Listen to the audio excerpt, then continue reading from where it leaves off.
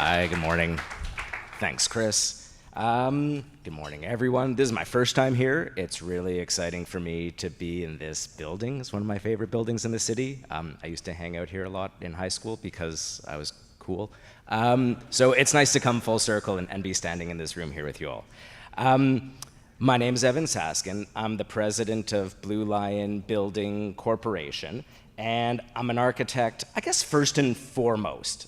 But since 2011, I've also been running a construction company, which also grew into a development company focused on small-scale, multi-unit, urban infill housing. It was a pretty esoteric niche when we first found our way into it, but as you can see, it's gaining a lot of traction and popularity, and part of that is a change in cultural appetite for that kind of housing, and part of it is driven by policy shifts that are still ongoing today.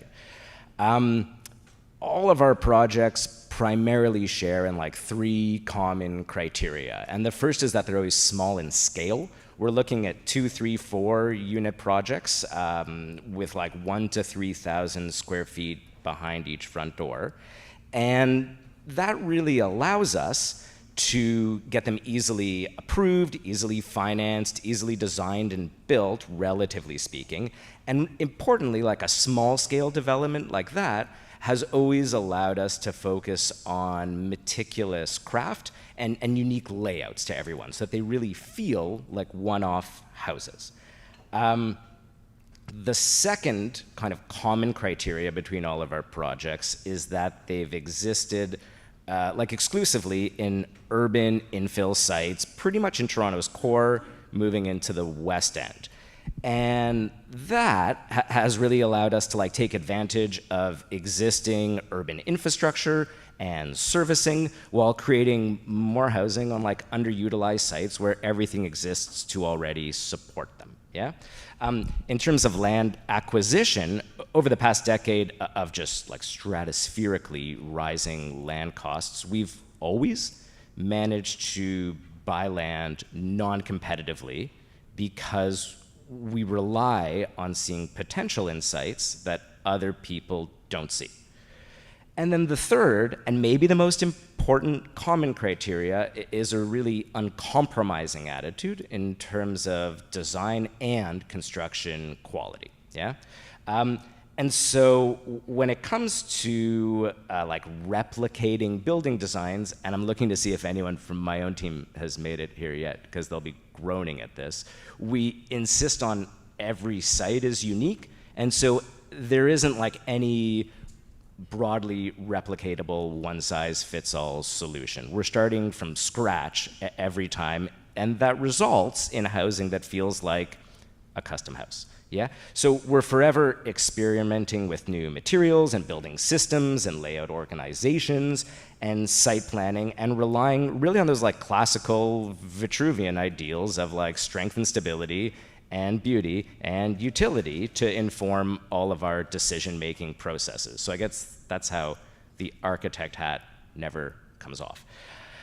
I graduated in 2006 from University of Toronto with a master's degree in architecture, and pretty quickly afterwards worked for a high-end custom home firm in the UK, and shifted after that to like a larger condominium firm here in Toronto. And like 15, 20 years ago, those two worlds are very, very dismissive of each other. One thinks that one is brainless, the other thinks the other is like soulless. And I thought that there's an actual meaningful meeting of both ideals. So when I got my license, I wanted to find a way to forge like good quality housing for profit. And that's driven everything that we've done since. I'm not the first person to have that realization. I'm not the first person to have that realization with regard to multi-unit housing. But when we started doing this in 2011 and 12, it felt like we were the first people doing it with multi-unit housing in Toronto. So it was clear early on that in order to maintain the qualities that we wanted, we needed to control the construction process in its entirety. And in order to control the construction process in its entirety, we needed to control the financing process in its entirety. So we really became developers in order to protect and deliver those design ideals. The next piece of that puzzle, we built a house, we fixed it up, we made a little bit of money, and in 2011 we had this insight in how to maximize the potential of like a very typical infill, retail scale neighborhood lot. We knew we wanted to get multiple front doors on these infill streets, and we didn't want to split them down the middle because the lots are very skinny to start with already. And we didn't want to split them with one unit over the other, which I know is very common in a lot of multiplexes. But the 2013 bylaw was structured in such a way that they only needed to be partially above and below each other, the units, in order to be considered multiplexes. And we've really pushed that to a pretty extreme, where we have no main living space in a unit above or below any other living space in another unit. And that achieves something that feels very much like a house, but many of them on a single lot, yeah? The next part of the puzzle, I should just say on that, there's like an inefficiency to that I think a lot of development professionals in particular balk at. When you're bringing, 3 distinct front doors, there's no common element interior space. There's individual circulation for every house. The structure is actually really straightforward, but everything else about it, there's a lot of redundancy, and we've come to really embrace that as the key architectural challenge of this kind of work, because that inefficiency delivers units that feel like conventional houses. Yeah? So then the next piece of that puzzle was figuring out how to sell each unit to actual end users instead of just to sort of single large landlord entities. And from my high-rise experience, I knew about the power of the condominium registration process. Condo Act in Ontario is like 1984, 86. It's about 40 years old at this point.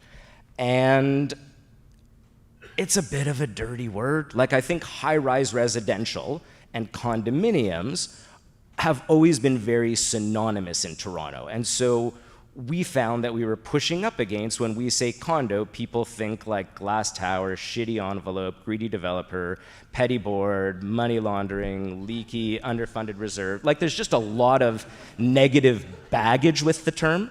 And so, well, to combat that, we've had to scrape through our condo docs to make them as much like a house as they can be, as if it were a semi-detached house, and you and your neighbor have some very minor collective responsibilities in order to maintain, municipal infrastructure that services you both. But everything that you would think of as your house, your roof, your windows, your foundations, is yours.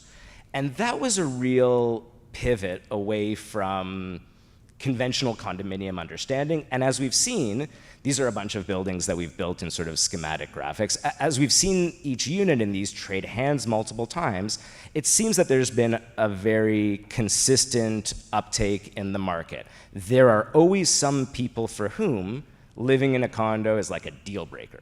But for everyone else, it feels like a house, and that's really been enough. Talk about worst case scenarios in the Q&A. So then there was an important financial point that fell out of that, which is that, like most development models, rely on assumptions about dollars per square foot on the build side and on the sale side. And I have found these models to be very stubbornly resistant to forecasting end prices on a dollar per square foot basis. And what we find instead is that they trade at like 10% less than or the same as houses of the same age and amenity in geographic proximity. So that's been like a very important step up. And it makes sense because when you buy a house, like a normal house on a lot in a street in the city, part of the money that you're paying is for the house itself, and part of it's for the land. And by constructing multiple units in this fashion, you're selling all of the house square footage, as you always would, but you're selling the land multiple times. And everything's kind of fallen out of that. There's a diminishing return problem. As you start to get more and more and more units on a site, it starts to feel less and less and less like your land under your house. And so we find there's a real sweet spot in 2, 3, 4 plus something in the rear. But like every day of the week, and there's enormous inefficiency here, which clearly I'm the kind of person who embraces. We would rather do 10 different 4-unit projects over one single 40-unit project.